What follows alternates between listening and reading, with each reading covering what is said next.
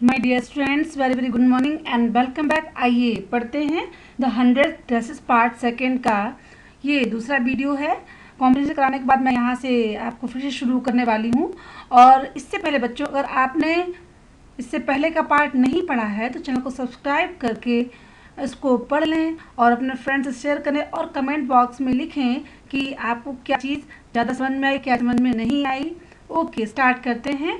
When school was dismissed in the afternoon, जब दोपहर में स्कूल स्थगित हो गया, पैगी said, पैगी ने कहा with pretended casualness, एक बहानेबाजी के साथ, hey, let's go and see, चलो चलते हैं और देखते हैं if that kid has left town or not, कि उस बच्ची ने कस्बा छोड़ा है कि नहीं। किड, आप जान रहे हैं किड किसकी बात हो रही है?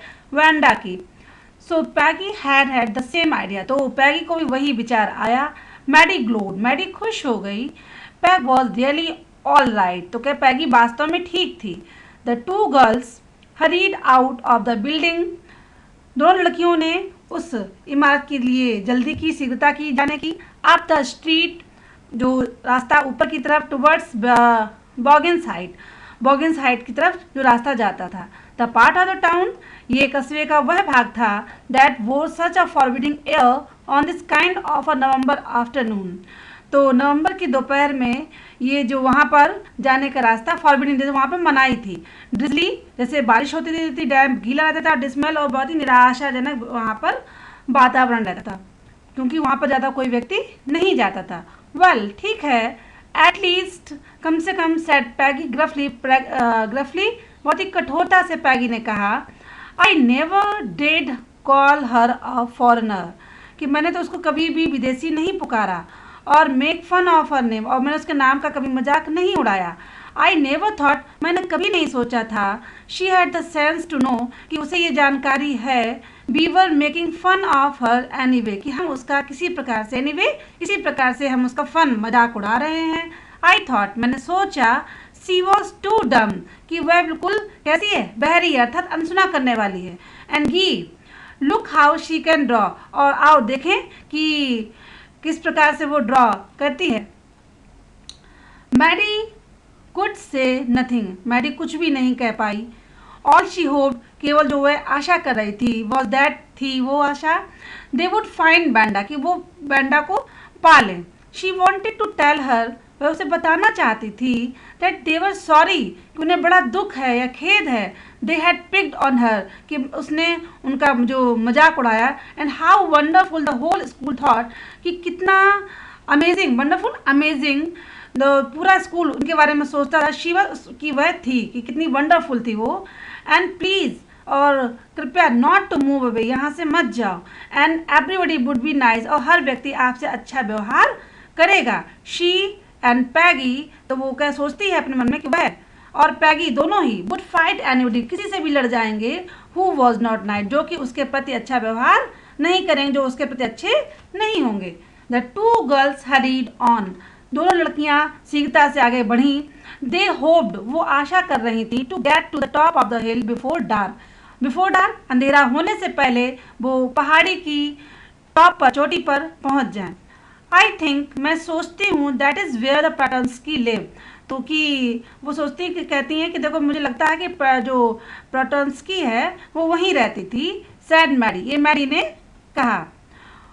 Poynting to a little white house, एक छोटे से सफ़ेद घर की तरफ, पॉइंटिंग, इशारा करते हुए। Wisp of old grass, wisp क्या होते हैं? तिनके, जो सूखी या पुरानी घास के तिनके हैं। स्टक अप हियर, यहाँ पर हैं, हेयर एंड देयर, यहाँ वहाँ। अलोंग द पाथवे, रास्ते में। लाइक थिन किटन, जैसे कि छोटे बिल्ली के बच्चे हों।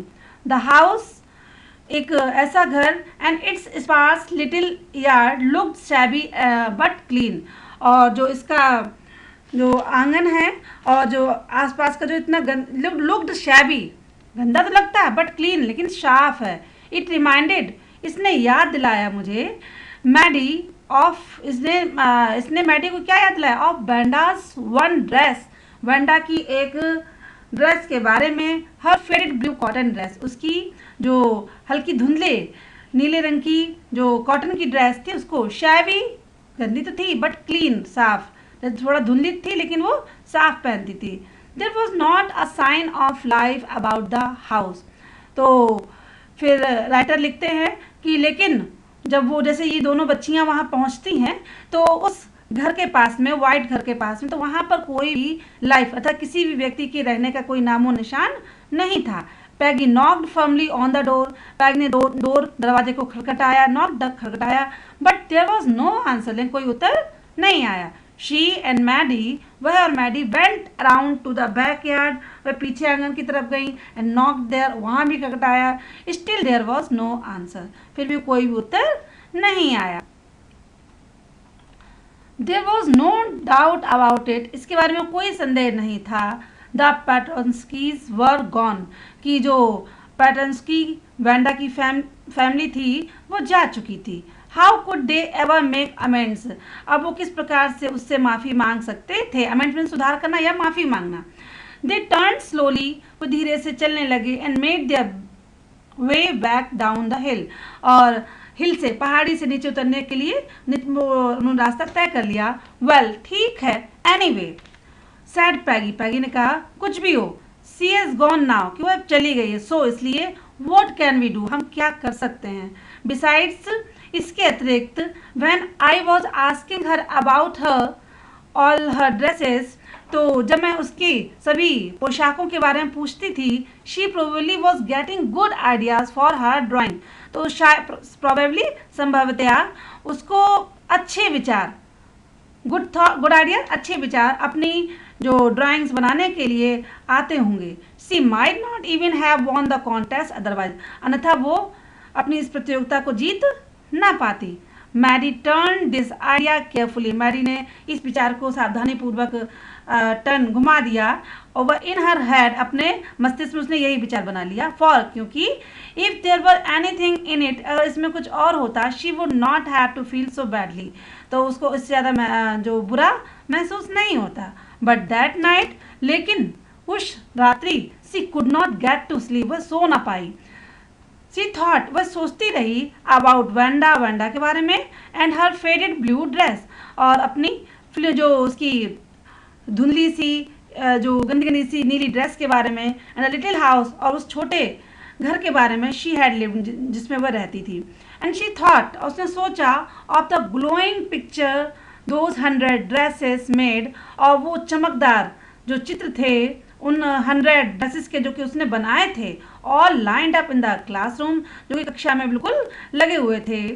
एट लास्ट, अंत में, Maddy sat up in bed, Maddy bed पर बैठ गई, and pressed her forehead tight in her hands, और उसने अपने माथे को, फोरहेड मीन्स माथा, माथे को टाइट इन हर हैंड, अपने हाथों से टाइट कसकर पकड़ा, एंड रियली थॉट, सोचने लग गई। This was the hardest thinking, ये सबसे हार्डेस्ट, सबसे कठोर विचार था, शी हैड एवर डन, जो उसने अभी तक किया था। आफ्टर लॉन्ग लॉन्ग टाइम, काफ़ी लंबे समय के बाद, she reached an important conclusion, वह एक बहुत ही महत्वपूर्ण कंक्लूजन, निष्कर्ष पर पहुंची कि she was never going to stand by and say nothing again, कि वह किसी का साथ नहीं देने वाली है इस प्रकार की मजाक में, एंड से नथिंग अगेन, और कुछ भी नहीं कहेगी।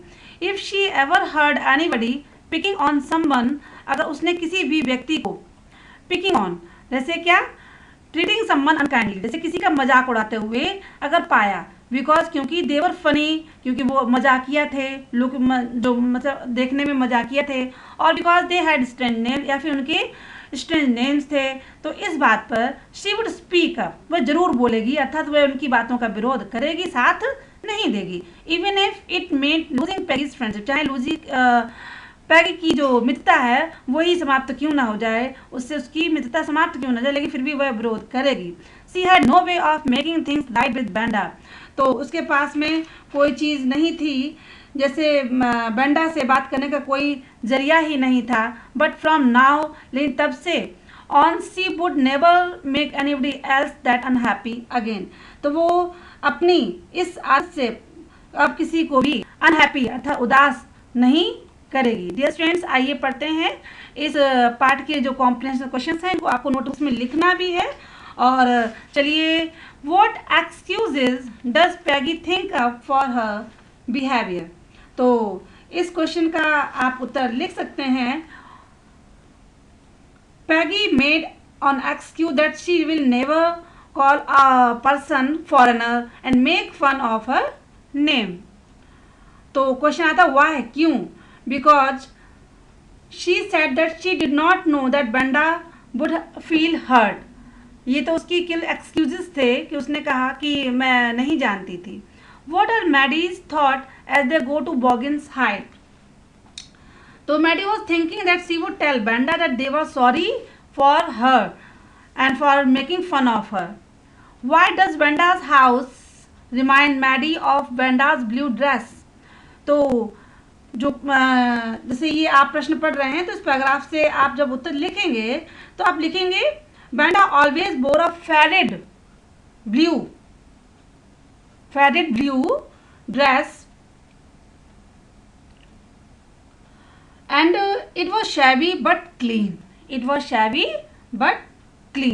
Okay students, मिलेंगे नेक्स्ट वीडियो में नेक्स्ट टाइम। Good bye.